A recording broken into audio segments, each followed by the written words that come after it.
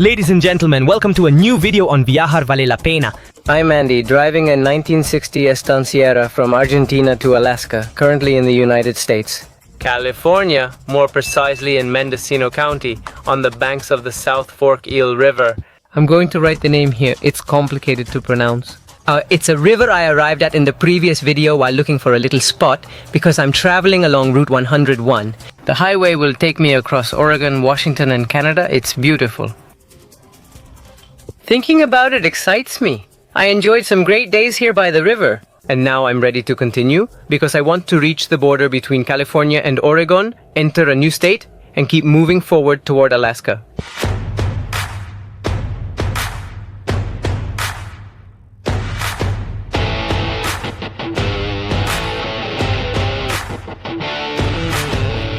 The weather in California has been quite unusual lately. At this time of year, there should be some rain, but not what's happening now, with it raining constantly. I recall getting caught in hail in Oxnard, and in Pismo Beach I had to be evacuated from my campsite due to an imminent flood, which did occur. In William Hills, I received another phone alert about life-threatening, property-damaging winds. It was unbelievable. And when I got here, I got an alert that it was going to freeze between 1 and 9 in the morning. Man, I got myself some water, a hot water bottle. I covered myself with 3 blankets. I put on clothes. I bundled up a lot. The temperature fell to 1 degree, but there was no frost. Inside the station wagon, it's not as noticeable, especially when everything is closed. I also installed weather stripping in the last video. It turned out great. I've enjoyed my time by the riverbank, but I'm ready to move on now. It just happened. A wonderful lady who's from San Francisco owns all the property from here on. She was fascinated by the trip, the truck, and by spending so much time traveling. She told me, "It's good that you're doing this while you're young. You must be about 25 years old." Something like that. And she was right, because my husband and I always wanted to do something like this, and we never did. I told her, I shared some examples of people we've met. While in Ecuador, we met a couple who were 74 years old and still traveling. So, is it possible? She said, "Really? Seriously?" And she got excited. It was really nice. The lady was wonderful, but a property around here? Well, are you ready for the tour? Bridges and tunnels make me feel something. I really enjoy them a lot. I'm excited to reach Eureka, or Eureka as the locals pronounce it. When I first heard them say Eureka, I was confused, thinking they were referring to something else. I have 129 kilometers to Eureka, and in total, it's about 270 to the border between California and Oregon. I'm starting to say goodbye to California. I keep moving north. If you could feel just a bit of the satisfaction, the joy I feel for making this trip, for keeping on going, for how amazingly well the Estanciera is running. Obviously, no, believe me, this is incredible. So, well, goodbye. And we're going to keep moving forward Towards Alaska.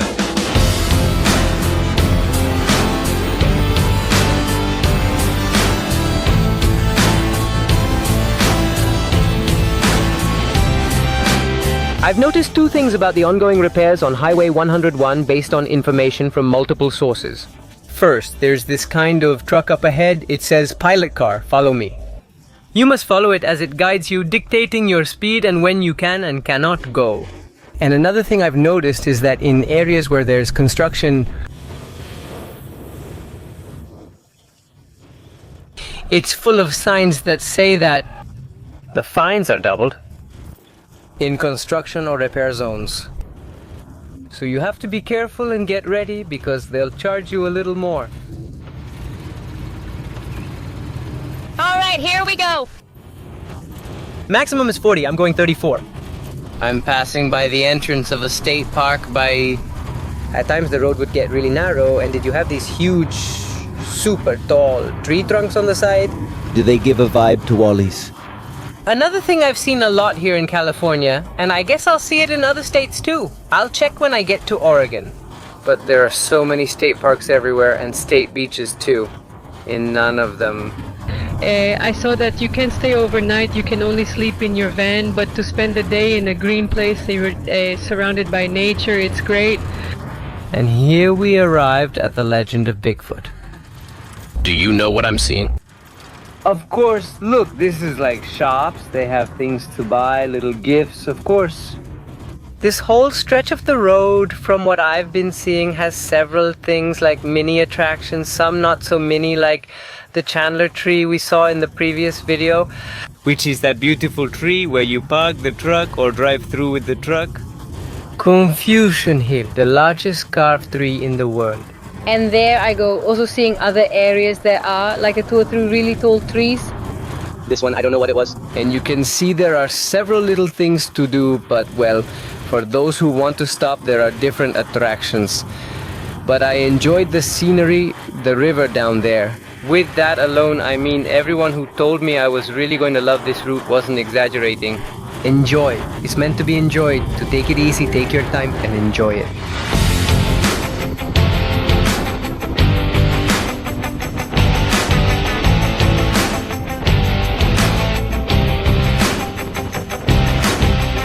Alright, I'm going to take a detour. I'm going to get off the freeway for a bit.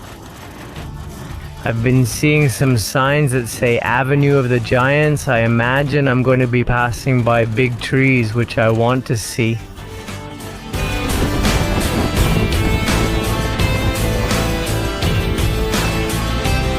I'm in Humboldt Redwood State Park. It's one of the largest state parks in the United States. Here they say that the redwoods are these trees and that they live for more than 500 years. Some can live up to 2,200 years. That's a long time. I just entered a small trail that goes through the trees and you can really notice how tall they are. I remember that the one we saw in the previous video, the one you could walk under, was 96 meters tall. But there are several here that are much taller, they're way higher. Walking along, looking up and seeing that, yes, all the way up there, it's impressive. In fact, it's also amazing how the temperature completely changes when you enter the forest. It's cold, really cold, because there are only small spots where the sun gets through and the rest is all covered by shade. But it's beautiful to walk among all these trees.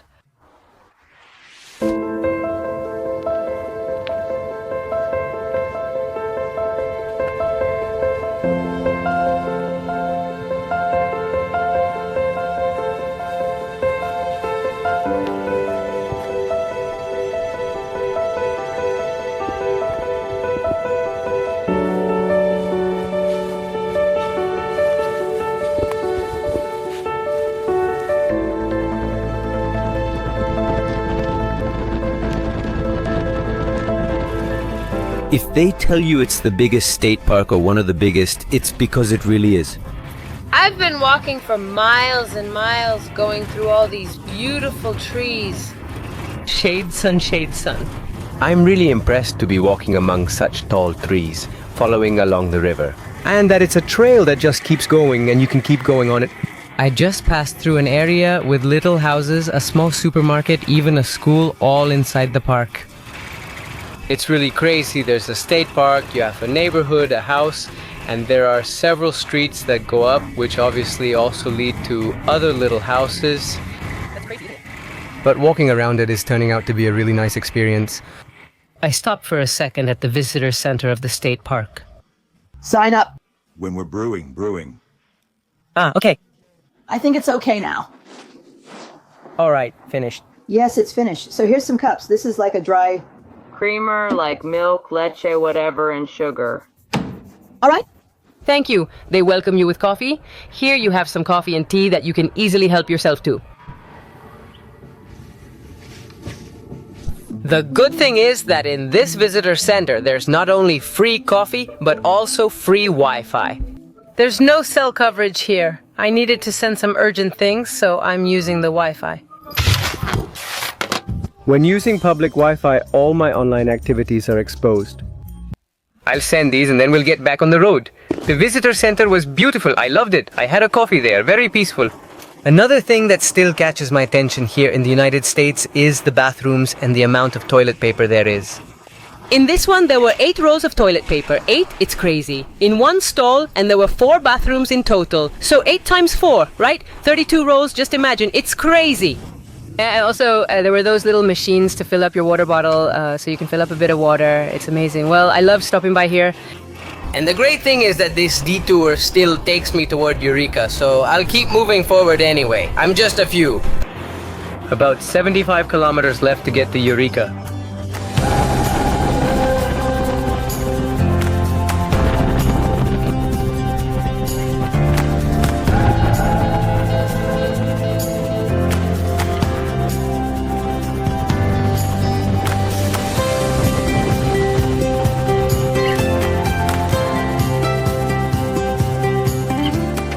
Well, I passed through Eureka. I arrived at this place, which is a rest area to spend the night.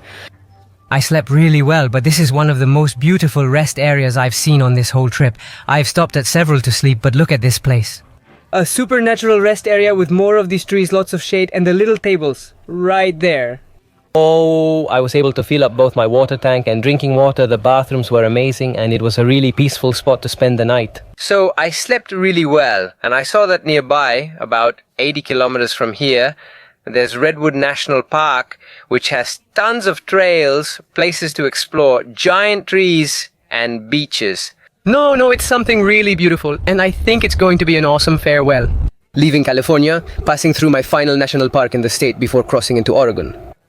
So, well, it's time to hit the road and keep moving forward toward Alaska. It's really great what's been happening to me. I'm going to share a little bit with you my feelings. Today I was talking with Sin. I got really emotional. I was telling her what's happening to me, that I look at the map, I see where I am, and I start to feel I'm overcome by a sensation, I don't know, like a deep joy of being where I am, of making this trip. And something strange, something odd, which is even like a certain nostalgia for the journey that I feel is starting to come to an end. There's still a long way to go. There are exactly 3,884 kilometers left to reach Alaska. I maintain a daily log where I record my remaining balance, distance traveled, and weekly distance goals. To arrive in July, which is the best time. Because, of course, after that it starts to get cold, so I start to feel like, wow, such a journey, such an adventure. Feeling like you're reaching an end, or that I'm reaching that goal, or that I'm getting closer. I don't know, but what I feel is nostalgia for the journey, and I think a lot about places and people I've met. It overwhelms me. A very strong emotion, Pato Monton. I love doing it. Something starts happening to me about reaching Alaska, which I still can't quite define exactly what I'm feeling, but I've been having days filled with a lot of emotion. Because also, look, I'm already in the north where I am. It's crazy, it's really crazy, so well, I like it. I like sharing with you how I'm feeling about this part too. I feel like Alaska is closer than ever. And the fact that I'm leaving California and entering Oregon makes me feel even closer to it. Even more, to feel that progress. So, I also thank you for being there, accompanying me in this. It's very rewarding to be making this journey.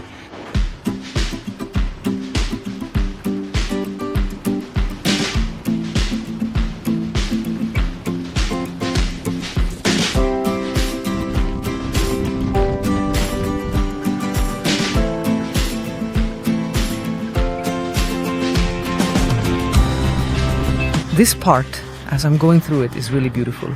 On one side I have the whole sea here next to me. I kept going down, down, down. I didn't know, but now I see it. And on this side I have a whole lagoon. So I'm passing through a very small, very narrow strip, but I'm surrounded by water on both sides. But water, yes, kilometer after kilometer, and all these big trees. And I just passed by another state park that even had a visitor center there. More places to stop, picnic areas, everything. It's like California is saying goodbye to me. What a beauty, huh? Look at that, those rocks out there coming out of the sea. Check out Redwood National and State Parks. Because it's a whole network of all these state parks together with the national park. Amazing, amazing. Filling up gas the old-fashioned way. Look at this pump. It's the only thing here. I filled up my gas tank on the way to the park to avoid running out of fuel. I still have a little left, but we just don't want to go through that situation again. Perfect, it's done, so that the last drops fall inside. I guess then this goes down. And this gets put away. It was here, right? The object is completely out of place. I noticed it as I was arriving. While walking, several people stopped and waved at me on the road. I can't believe it. Hello? Hi, I know you from YouTube. How are you, right? Really? I follow your channel. Where are you from?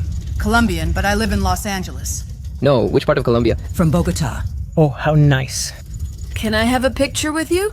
But that's great, come on, how cool. A Colombian gentleman who watched the videos with his whole family is coming here from Los Angeles to visit. How nice, man. Let's go to the national park. Come on, let's go.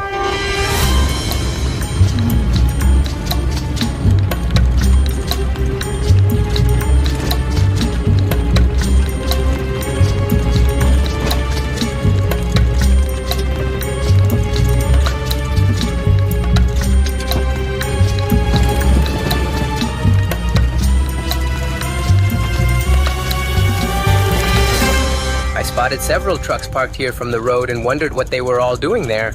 And I see that there are a lot of these animals here. Amazing. What a nice stop. This helps me get to know things, and at the same time, I can tell you about them. These are wild moose. The sign there warns that getting too close may cause them to react. And a scene that looks peaceful and calm can turn into a very dangerous situation, because everything is fine as long as you keep your distance, but if you get a little closer, you're in trouble.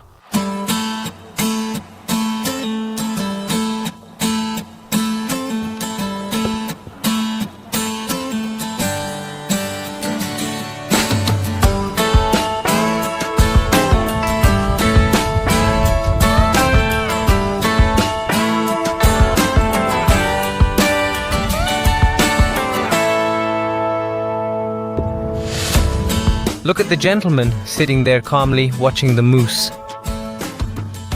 There's one more thing I discovered and learned on this trip. Now I know what he wanted to do. I'll never confuse him with deer again, or with stags. Well, they're not that different, but these have a lot more fur right here. They also have little horns, which... How cute. Nature in its natural state is beautiful. Stancy stayed over there, resting in the shade, and here I am, sitting on a little bench. I brought my lunch here, a mix with some veggies, cheese, just an amazing thing, some sauce. I've already entered the national park. I have good news and bad news. The good news is that it's free, totally free. But the bad news is that you can't stay overnight anywhere, and the campground that's here is completely full. So I'm going to enjoy lunch, and then I'll go explore some of the trails here. The park is huge, really, really big. It's a bummer that I can't stay overnight. And I asked again to see if, because up ahead there's a lot of space, but they told me it's not allowed. I'm going to keep asking, and if not, I'll have to make a little path and, well, cross it. Let's see, look at this. It's the bottom part of one of these trees. All of this you see here. What the Redwoods do is build a community among roots with adjacent trees. The roots get intertwined and they make each other stronger, and that's how they manage to live for so many years. They withstand strong winds and even floods, because they're all like underground, all intertwined and supporting each other like a big community. Deal with that.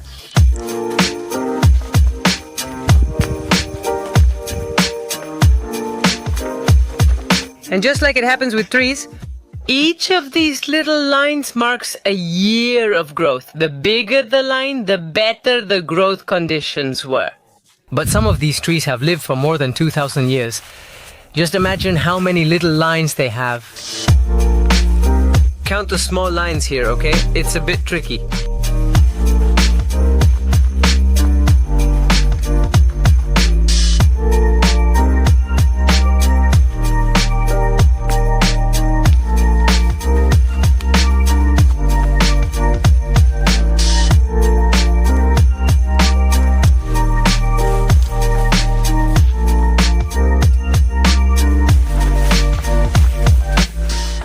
You can take a look.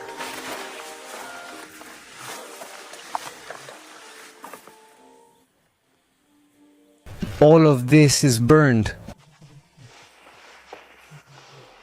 What must have been the fire here? Mom? It's impressive. In this river down here, let's see if you can see it. You can see that it's flowing. Every fall and winter, hundreds and hundreds of salmon leave the ocean and go looking for a place to have their offspring. They say it's a fantastic sight, the way you can hear the sound of the salmon passing by. They say that after having their baby salmon, the females die and their bodies provide a lot of nutrients to the ecosystem. Just like what happens with the redwoods when they fall. Back there, I could see how from a giant redwood trunk like this one here. So this smaller one provides a lot of water and oxygen so they can grow. Sometimes it's like the only safe place certain plants have to grow. So, once the trunk fell, from there a new kind of life starts to sprout. So from everything that dies, new life still grows anyway, which... This is inspiring. The wonder of nature. Look at this. If Cynthia were here, I would have scared her. The walk among the redwoods is so beautiful.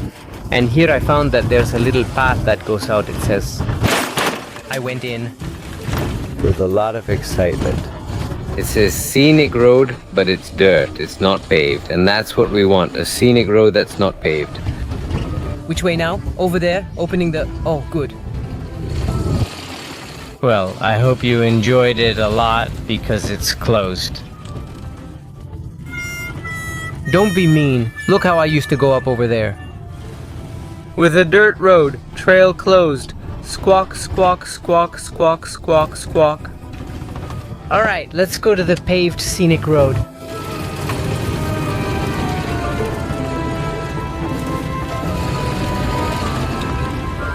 This one back here is called Big Tree, and it's one of the attractions of these parks.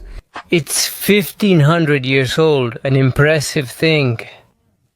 It has a height of 87 meters, a diameter of 7 meters, and a circumference of 22 meters. 22 meters in circumference? That's more than 4 station wagons? Crazy.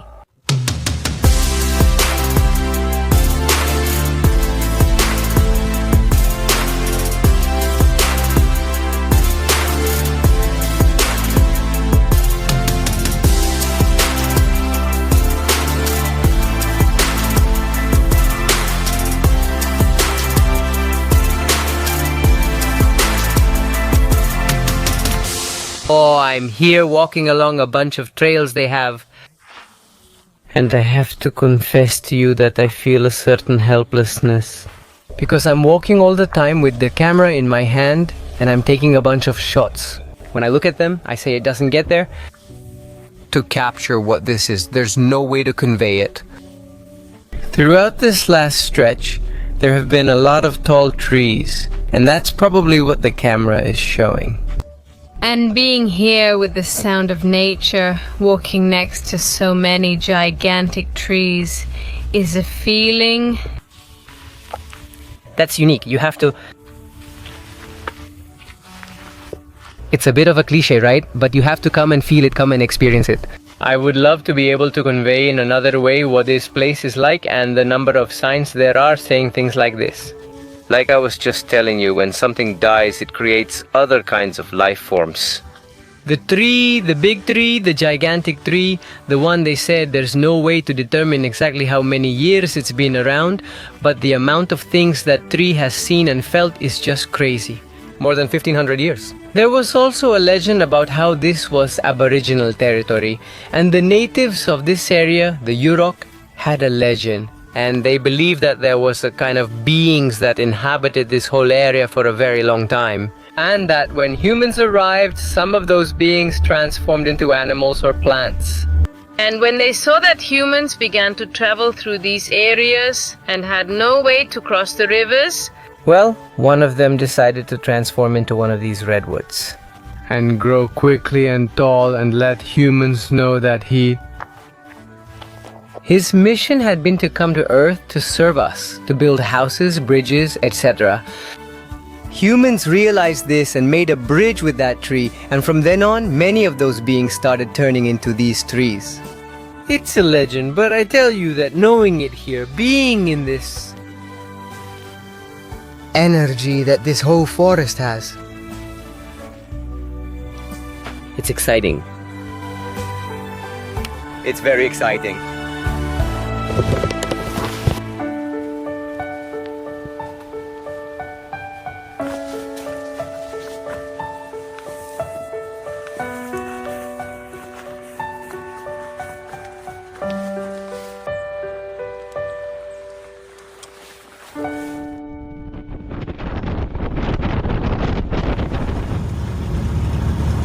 I left the beautiful Redwood Park. What a beauty, honestly. It's been wonderful to explore it. Now it's getting dark and I'm looking for a little place to sleep. I entered this whole area, which is The Yurok Reservation, and apparently there's a little spot near the river where you can sleep. The indigenous reservations here in the United States are the only places where they're allowed to have casinos here in California, as far as I know. And they also have cheaper gas. Just so you have an idea, I was paying between $5.6 and $5.9 per gallon. That's 3.78 liters. Here it's 4.99. Nah, little cheaper. Supposedly in Oregon prices go down. We'll see. But anyway, I'm following a beautiful river and seeing if I can find a little spot to spend the night.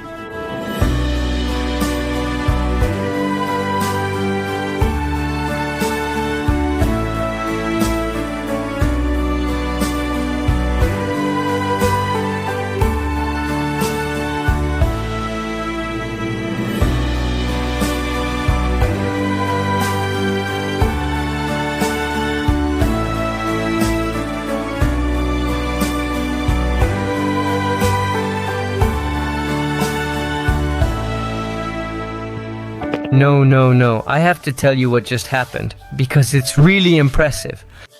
I was looking for that little spot I told you about, there in the Indigenous Reserve.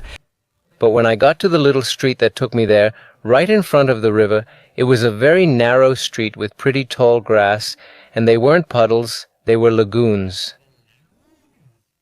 Big ones. And I said, no, I'll go in here and who knows what will happen. But anyway, I searched on the Vigo Verlander app, found a spot on the beach, and said, let's go there. And you know when something leads you to the place you're supposed to go. That's how I felt. When I arrived, two guys who were preparing food in a car came running towards me. Really excited, they immediately start talking. The girl is from Alaska, the first Alaskan I've ever met, I don't know what you call them, and the guy is from Oregon. They were cool and nice, cracking jokes. But then they asked, what do you have to do tomorrow? He says, we're inviting you to go climbing. I'm not sure what they want me to climb. Over there, the rock. You could see a rock that's right on the edge, a tall rock that was on the edge. He told me he had climbed it and invited me to climb it with them. He asked if I was interested and I just stood there. I say, yes, I love the idea, but this is the crazy part. A couple of days ago, I talked to Cynthia and I told her I really want to do different things, sports, not necessarily extreme ones, but I want to experience other kinds of things. Or connect with people interested in biking and exploring new places together. And I would love to do that, other kinds of activities. I even told her I want to go skydiving. This guy invited me to go climbing. This guy invited me to go climbing. They have all the ropes, they have special shoes for me to use, so I went climbing for the first time in my life. I can't believe it. I can't believe this synchronicity between the things you wish for and the things that show up in your life. I find it fascinating, exciting, stimulating. It's incredible. So, if you're not subscribed to the channel, subscribe because I feel like it's going to be an amazing adventure. The way things are happening, being with these guys, doing something different, and keeping on driving. In the end, I didn't make it to Oregon in this video, which was the goal, but actually the goal is to go with the flow of what happens and to go through these amazing places. Getting to know this impressive national park, so full of life and history, for me it was incredible. It was something really beautiful. And I'm really close to the border, actually. I'm about 50 kilometers from the border between California and Oregon. I'll show it to you in the next video along with the climbing. Subscribe and keep joining me on this adventure from Argentina to Alaska. Sending you all a big hug, and I'll see you in the next video. It's worth traveling. Traveling is worth traveling. Traveling, it's worth traveling.